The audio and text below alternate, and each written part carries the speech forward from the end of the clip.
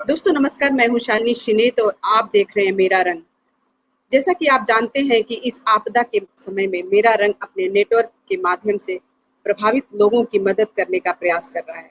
हमारी कोशिश है कि हम अपने यूट्यूब चैनल के माध्यम से ऐसे वीडियो सामने लाएं जो इस महामारी के समय आपको अवेयर करे, ताकि समय रहते आप लोग सही कदम उठा सकें और इस बीमारी के बारे में भ्रम फैलाने वाली सूचनाओं से दूर रहें। इस क्रम में आज हमने आमंत्रित किया है डॉक्टर रमन को। आप एक जाने माने चिकित्सक तो हैं ही, इसके अलावा बीते कई सालों से कम्युनिटी हेल्थ अवेयरनेस के लिए काम कर रहे हैं। आपकी सेवाओं के लिए इंटरनेशनल जर्नल द लैंसेट में आपको एक ग्लोबल हेल्थ केयर लीडर के रूप में फीचर किया गया है। कि कोरोना पॉजिटिव होने के बाद कितने दिनों तक हमें पूरी सावधानी बरतनी चाहिए? आमतौर पे जो कोरोना के लक्षण शुरू होने के 10 दिन के बाद से ऐसा माना जाता है कि अब मतलब वो दूसरे को नहीं फैलाते हैं, लेकिन जो 2 हफ्ते का समय है मेरे हिसाब से वो जरूरी है, जिसमें आइसोलेशन और मतलब कम मिलना जुलना करना चाहिए, क्योंकि रिपोर्ट बहुत बार आजकल हो नहीं पा रही है। तो नेगेटिव होना बड़ा मुश्किल है डिक्लेयर करना। बहुत सारे लोग ठीक हो चुके हैं लेकिन अभी टेस्ट नहीं हो पा रहे तो नेगेटिव नहीं है, तो वो पूछ रहे हैं कि भाई अब हम क्या करें, हम कमरे में बंद रहे हैं।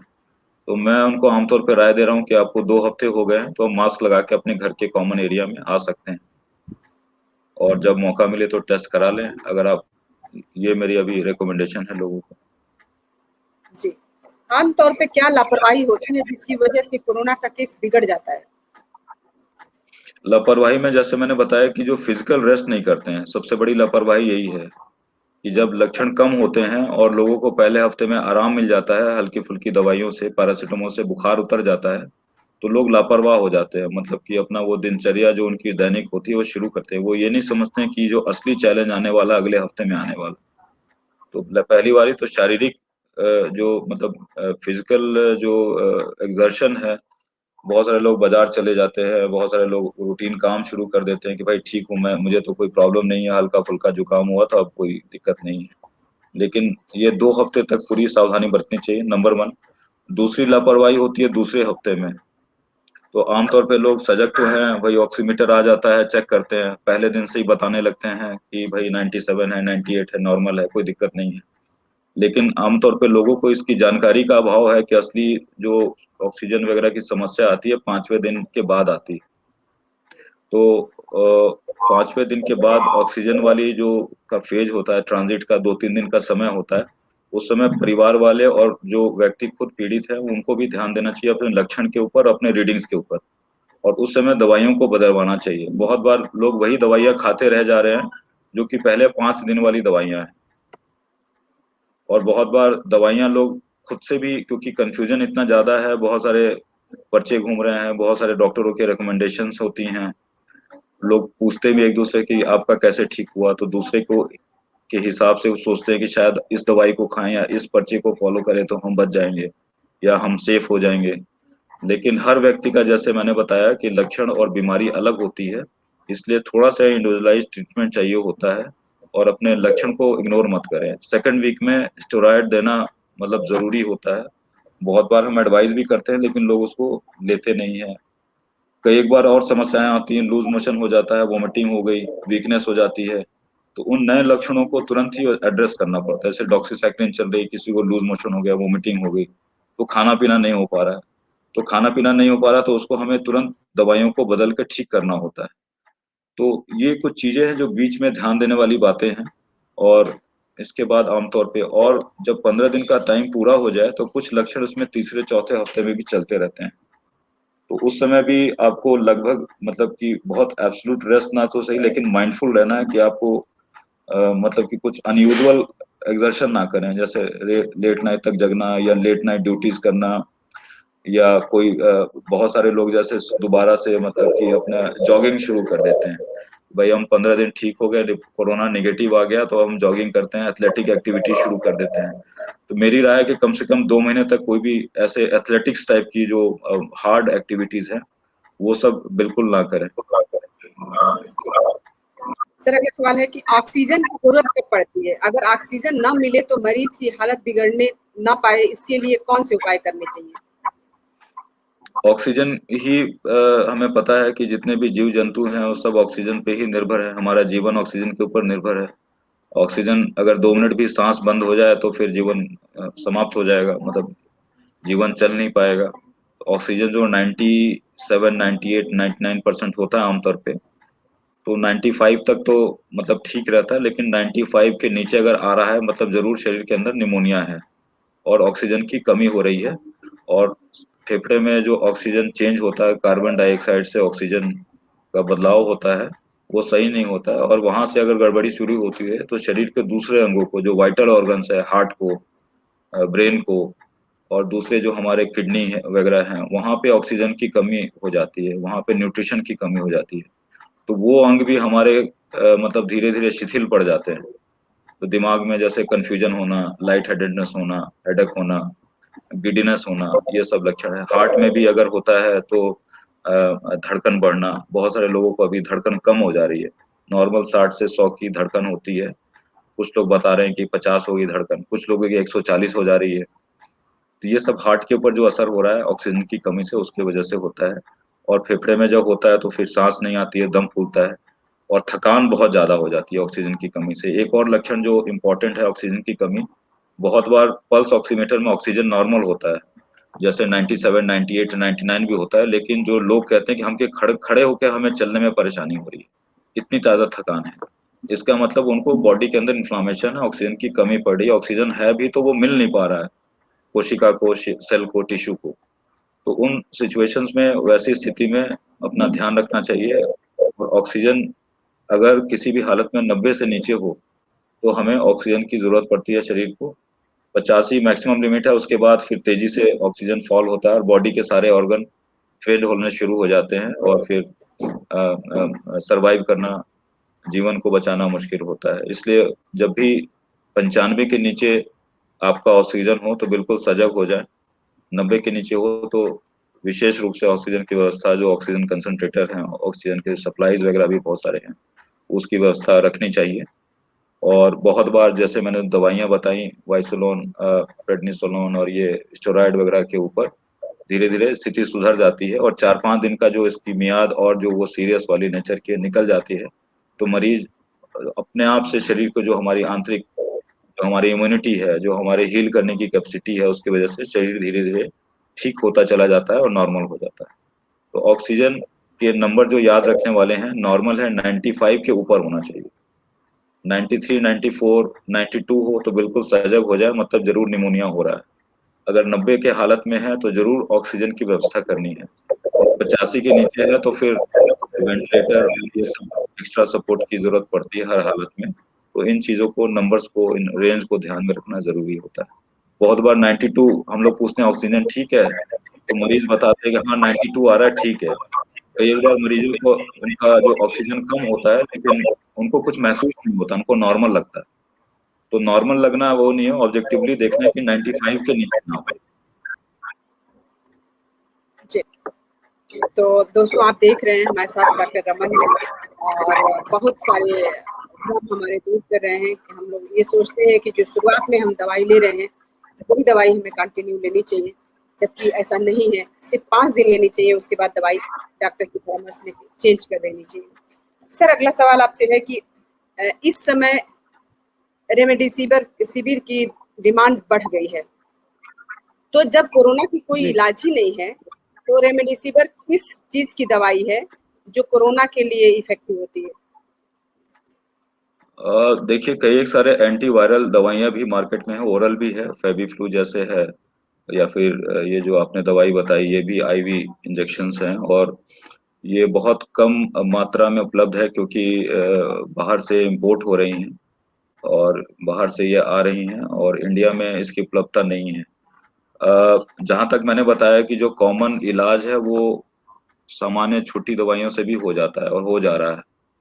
अ, ये जो रेमडेसिविर की दवा है, ये अस्पतालों में यूज की जा रही है ज्यादातर, और जो गंभीर मरीज हैं उनके ऊपर यूज किया जा रहा है। और ये जो दवाइयाँ बनती हैं, ये जो ड्रग के रिसर्च होते हैं, और पूरी दुनिया में जो पिछले साल कोरोना हुआ उन पे जो रिसर्च की गई, उसके आधार पर, क्लिनिकल ट्रायल्स के आधार पर पाया गया है कि ये मदद कर रही हैं। लेकिन उपलब्धता ही नहीं है, तो फिर मतलब उसमें फिर मेरे हिसाब से उसके पीछे भागने में मतलब कोई भलाई नहीं है। और जहां तक हो सके कि उसका जो इलाज, शुरुआती इलाज अगर हम ढंग से रखें तो वैसी किसी भी दवा की जरूरत नहीं है। और ज्यादातर जो है हॉस्पिटल में भी रेमसी इन एंटीवायरल्स के अलावा हाई डोज में स्टेरॉइड भी दिए जा रहे हैं, मिथाइल प्रेडनिसोलोन के इंजेक्शन लगाए जा रहे हैं।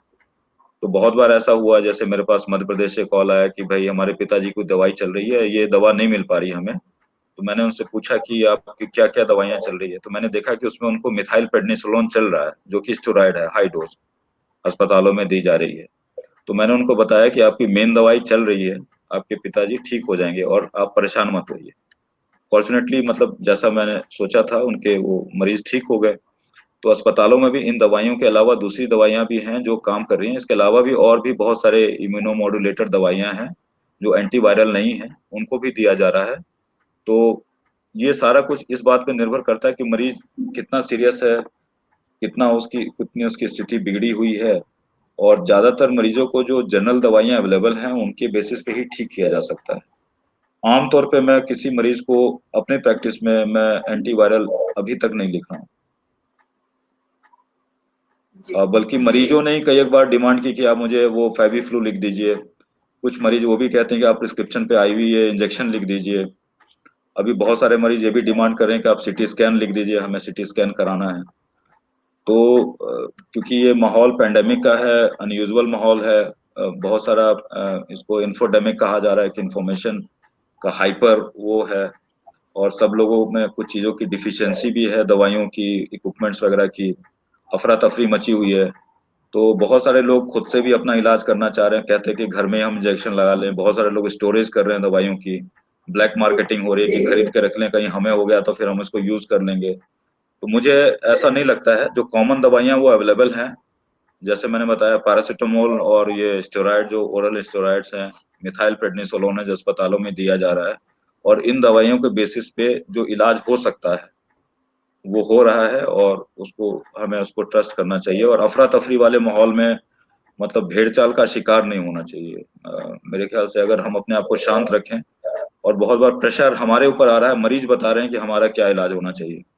मतलब मुझे मरीजों ने कहा कि आपने ये जांच क्यों नहीं कराई, आपने मुझे सीटी स्कैन क्यों नहीं लिखा। तो हमने समझाने की कोशिश करते हैं कि सीटी स्कैन पहले दिन कराएंगे और हर दिन का फेफड़े में जो स्थिति है वो बदलती है।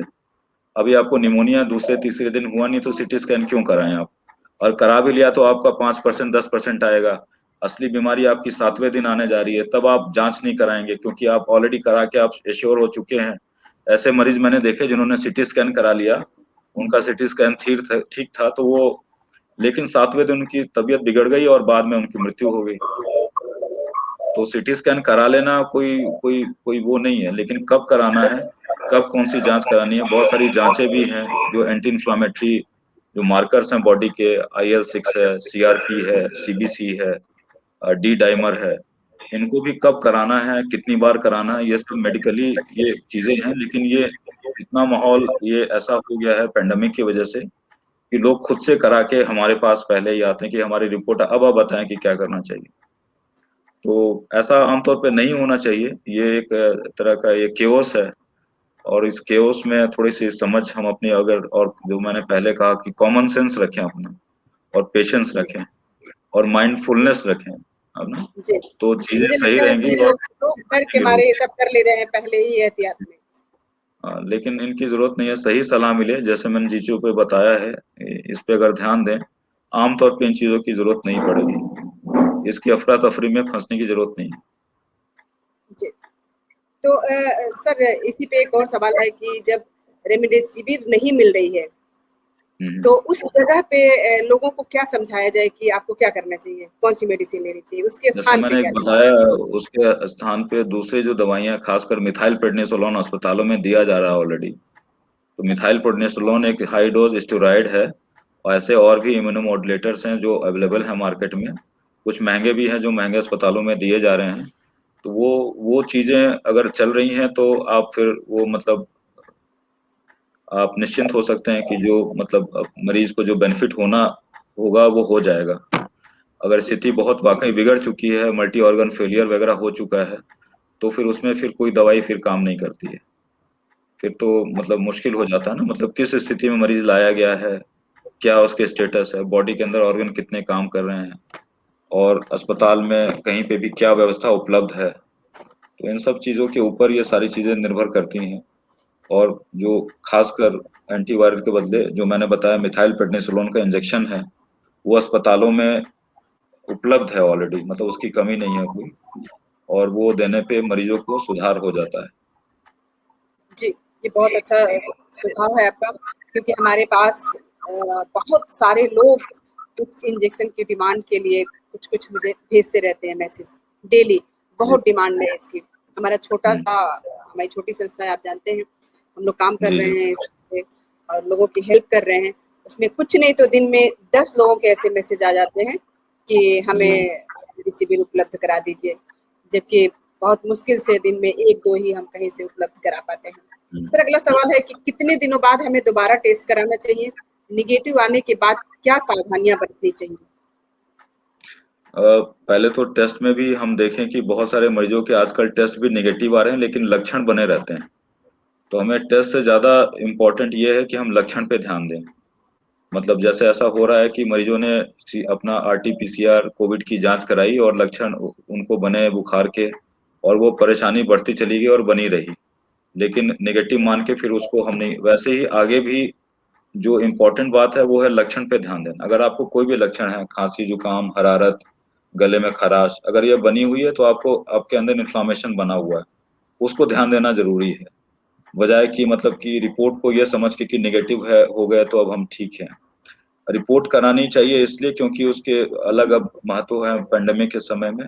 शुरुआत में इसलिए करानी जरूरी हो गई है क्योंकि अगर आपके पास रिपोर्ट नहीं है और आपकी कंडीशन सीरियस हो जाती है, तो अस्पतालों में उसके बिना आपको कोविड का बेड नहीं मिलेगा। कोविड के अस्पताल और बेड निर्धारित किए गए हैं।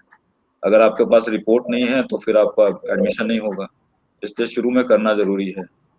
बाद में करना इसलिए ज्यादा जरूरी है कि वर्क प्लेस वगैरह पे काम पे जाने के लिए, या जो आइसोलेशन वगैरह है, उसको मतलब अंदाजे से तो हम नहीं कर सकते हैं।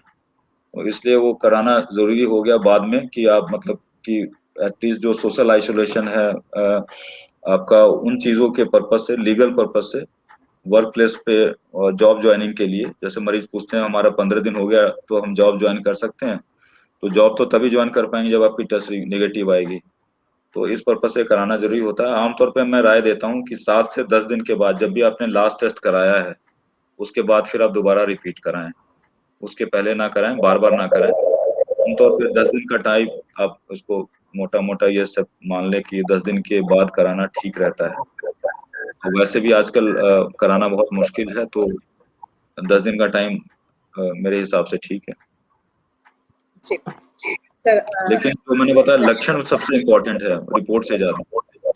जी, मेरा आखिरी सवाल आपसे सर, जो लोग अभी तक कोविड पॉजिटिव नहीं हुए हैं, उनकी हम्म। दिनचर्या कैसी होनी चाहिए कि वे संक्रमण से बचें? इसे उदाहरण के साथ बताइए सर। तो जो बचाव का, जो लोग, जिन लोगों को कोविड हो रहा है, आमतौर पे वो लोग ज्यादा हैं जो कोविड मरीजों के संपर्क में हैं, जैसे परिवार के संपर्क में हैं। अब परिवार के लोग ही होते हैं जो कि केयर देते हैं, केयर प्रोवाइडर होते हैं। तो आमतौर पे देखा जा रहा है इस बार कोविड के पेंडेमिक में जब कम्युनिटी स्प्रेड हुआ है, पूरे परिवार के परिवार को इन्फेक्शन हो रहा है, क्योंकि वही लोग एक दूसरे को सपोर्ट कर रहे हैं। तो इसमें सबसे जो बचाव का तरीका है कि कोविड के मरीज अगर आपके घर में नहीं है तो आप मरीज वाली जगह जहाँ पे है, जैसे लैब है, अस्पताल है, या फिर ऐसी जगह है, वहां जाने से आप बचें बिना मतलब में। बहुत बार ऐसे लोग डाउट करके भी कि हमें रिपोर्ट करानी, टेस्ट करानी है। मुझे तो यहाँ भी लगता है कि जैसे अभी अभी जैसे करोड़ों लोगों ने वैक्सीन लगवाए हैं हेल्थ सेंटर पे, तो मुझे ऐसा लगता है कि वैक्सीनेशन ड्राइव में भी बहुत सारे लोग एक्सपोज हुए हैं जो कि घर में छिपे हुए थे या बचे हुए थे पिछले 1 साल में, और वो अस्पताल गए जहाँ पे कोविड एक्सपोजर हुआ उनको, ऐसे भी लोग हैं। तो अस्पतालों में जाना बेवजह बचना चाहिए अभी। और कोविड रोग जैसे मेडिकल शॉप्स हैं, तो मेडिकल शॉप वगैरह पे भी जाने पे, क्योंकि वहाँ हाई इन्फेक्शन के चांसेस होते हैं, आपके लैब्स हैं, वहाँ जाने से हाई इन्फेक्शन के चांसेस होते हैं। अभी जो गैर जरूरी इलाज है, गैर जरूरी जांचें हैं और गैर जरूरी पब्लिक प्लेस पे जाना है, वो चीजें बिल्कुल अवॉइड करें। ये तो रूटीन में है। और बाकी अगर मजबूरी हो तो मेरी ऐसी राय है कि सर्जिकल मास्क लगाएं, डबल मास्क, जो ये ब्लू कलर का ग्रीन कलर का आता है 3 प्लाई मास्क, उसको यूज करें।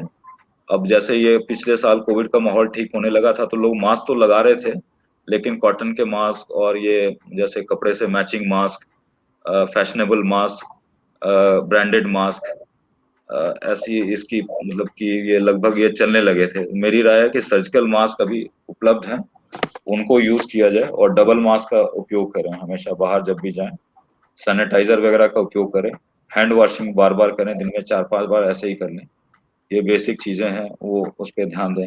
कॉटन के मास्क के ऊपर अब डिपेंड ना करें, अभी जो सिचुएशन है उसमें बिल्कुल मेडिकल मास्क यूज करें।